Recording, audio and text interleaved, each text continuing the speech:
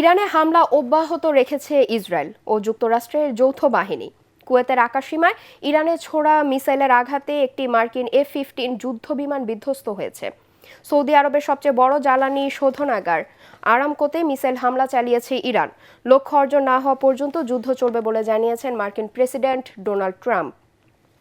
ইরানের নতুন নেতৃত্ব মার্কিন প্রশাসনের সাথে আলোচনা করতে চায় বলেও দাবি করেন তিনি। যদিও যুক্তরাষ্ট্রের সঙ্গে কোনো ধরনের আলোচনা করবে না বলে সাফ জানিয়ে দিয়েছেন ইরানের নিরাপত্তা বিষয়ক প্রধান আলী লারিজানি। এবার ইরানের মিসাইল ব্যবস্থায় হামলা চালাতে ঘাঁটি ব্যবহারের অনুমতি দিয়েছে যুক্তরাজ্য। ইরানের পাল্টা আক্রমণে প্রাণ হারিয়েছে ৩ মার্কিন সেনা ও ৮ ইসরায়েলি। এছাড়াও লেবাননে ইসরায়েলের হামলায় ৩১ জন নিহত হয়েছেন। বাহরাইনে ক্ষেপণাস্ত্র হামলায় এক বাংলাদেশি নিহত হয়েছেন। ইসরায়েলের প্রধানমন্ত্রী বেঞ্জিয়ামিন নেতানিয়াহুকে ফোনে যুদ্ধ বন্ধের আহ্বান জানিয়েছেন ভারতের প্রধানমন্ত্রী নরেন্দ্র মোদি। আরও জানাচ্ছেন নিয়াজ্জামান সজীব। ইরানের সর্বোচ্চ নেতা আয়াতুল্লাহ আলী খামেনি এবং প্রতিরক্ষা মন্ত্রীসহ শীর্ষ সামরিক কমান্ডারের নিহত হওয়ার পরও দমে যায়নি ইরানের ইসলামী বিপ্লবী গার্ড বাহিনী। দ্য টাইমস অফ ইসরায়েল জানিয়েছে, ইরান নতুন করে মিসাইল ছুড়েছে। সাইপ্রাসেও ক্ষেপণাস্ত্র হামলা চালিয়েছে দেশটির বাহিনী। হামলা অব্যাহত রেখেছে ইসরায়েল ও যুক্তরাষ্ট্রের যৌথ বাহিনী। ইরানের পশ্চিমাঞ্চলীয় শহর মেহরানের একটি রেজিমেন্টের সদর দপ্তরে করা হামলায় 43 সেনা নিহত হয়েছেন। ইরানের উপর প্রায় 1200টি বোমা ফেলা হয়েছে। এতে ইরানের বিমান প্রতিরক্ষা ব্যবস্থা কার্যত ভেঙে পড়েছে বলে দাবি করা হলেও ইরানের পাল্টা হামলা অব্যাহত রয়েছে। ইরানের দক্ষিণাঞ্চলীয় শহর লামেরদের একটি স্পোর্টস হলে রকেট হামলায় অন্তত 20 জন ভলিবল খেলোয়াড় নিহত হয়েছেন। ইরানের ইসলামী বিপ্লবী গার্ড বাহিনীর সদর দপ্তর ধ্বংস করা হয়েছে বলে দাবি করেছে মার্কিন সামরিক বাহিনী। যুক্তরাষ্ট্র ও ইসরায়েলের সাথে ইরানের বিরুদ্ধে যুদ্ধে এবার পরোক্ষভাবে যুক্ত হয়েছে যুক্তরাজ্য। দেশটির প্রধানমন্ত্রী কেয়ার স্টারমার একটি ভিডিও বার্তায় বলেছেন, ইরানের মিসাইল ব্যবস্থায় হামলা চালাতে তাদের ঘাঁটি ব্যবহার করতে যুক্তরাষ্ট্রকে অনুমতি দেওয়া হয়েছে। And explained that the United Kingdom was not involved in the strikes on Iran. এদিকে ইরানের নতুন নেতৃত্ব মার্কিন প্রশাসনের সাথে কথা বলতে চায় বলে দাবি করেছেন দেশটির প্রধানমন্ত্রী ডোনাল্ড ট্রাম্প। এতে তিনি রাজি বলেও জানান। We have hit hundreds of targets in Iran, including Revolutionary Guard facilities. তবে ইরান তাদের হামলা অব্যাহত রাখবে বলে জানিয়েছে। নিয়াজ্জামান সজীব, এটিএন বাংলা।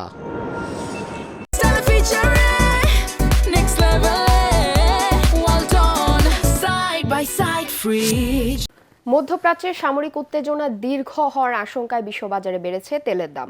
ইরান হরমুজ প্রণালী বন্ধ করে দেয়ায় দাম আরও বাড়তে পারে বলে আশঙ্কা করা হচ্ছে।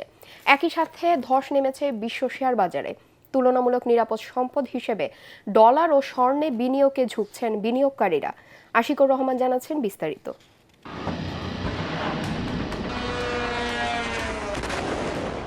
ইরানে যুক্তরাষ্ট্র ও ইসরায়েলের ধারাবাহিক হামলা এবং এর জবাবে ইরানের ক্ষেপণাস্ত্র আক্রমণ পরিস্থিতি ক্রমেই আরও জটিল হচ্ছে। মার্কিন প্রেসিডেন্ট ডোনাল্ড ট্রাম্প ইঙ্গিত দিয়েছেন, সংঘাত আরও 4-5 সপ্তাহ পর্যন্ত চলতে পারে।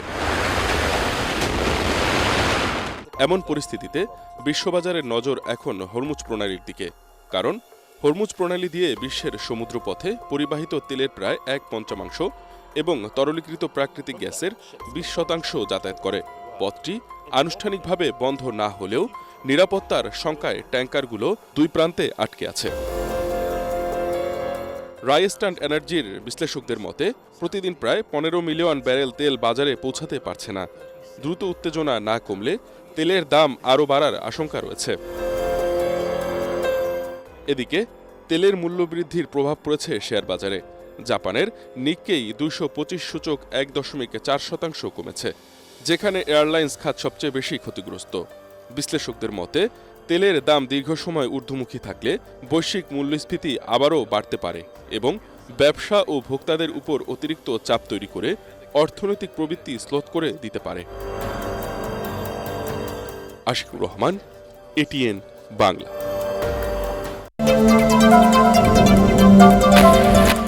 মধ্যপ্রাচ্যে সংঘাত দীর্ঘায়িত হলে দেশের অর্থনীতি ও জনজীবনে নেতিবাচক প্রভাব পড়বে বলে মনে করেন আন্তর্জাতিক সম্পর্ক বিশ্লেষকরা।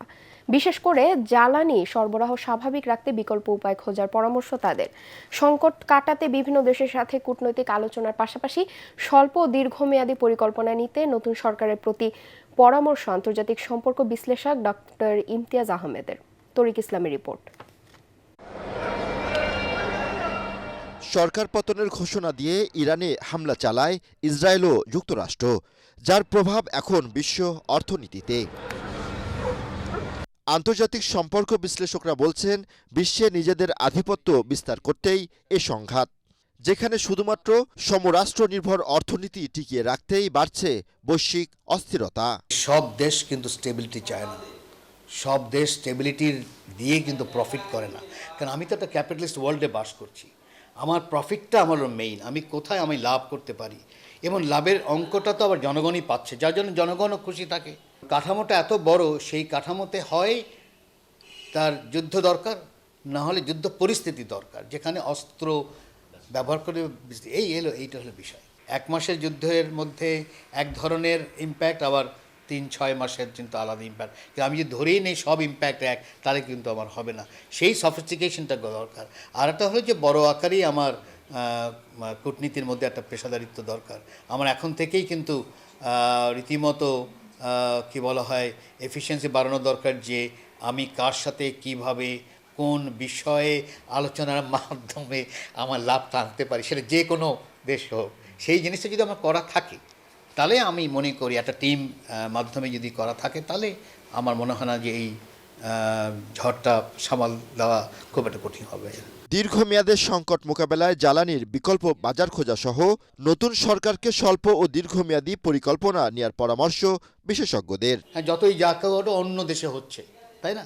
তো সেই জায়গায় আমার মনে হয় যদি আমরা একটু দৃষ্টি দেই, তাহলে বোঝা যাচ্ছে যে কিছু কিছু দেশ আছে যারা ইনস্টেবিলিটি চায়। ইনস্টেবিলিটি হলে তারা ক্ষমতায় কিন্তু থাকতে পারে, ওখানে পিস হয়ে গেলে তো তার প্রয়োজন নেই। তো ওটা যদি আমরা বুঝতে পারি, তাহলে আমরা এটাও না বোঝার কোনো কারণ নেই। আমার হোমওয়ার্ক করে দেখা দরকার ইম্প্যাক্টটা কোথায় হতে পারে। আমাকে ধরে নিতে হবে যে এনার্জির উপর একটা প্রেশার আসতে পারে, আমার নিজের সামর্থ্য কতখানি আছে সেই জিনিসটা একটু দেখা দরকার। আমার কারখানা বন্ধ যেন না হয়, সেটা কিভাবে ব্যবস্থা করা যায়। চলমান যুদ্ধ পরিস্থিতি আগামী 4 থেকে 5 সপ্তাহ ব্যাপী চলতে পারে বলে ঘোষণা দিয়েছেন মার্কিন প্রেসিডেন্ট ডোনাল্ড ট্রাম্প, যার ফলে এরই মধ্যে বন্ধ হয়ে গেছে আন্তর্জাতিক বহু ফ্লাইট। তরিক ইসলাম, এটিএন বাংলা, ঢাকা।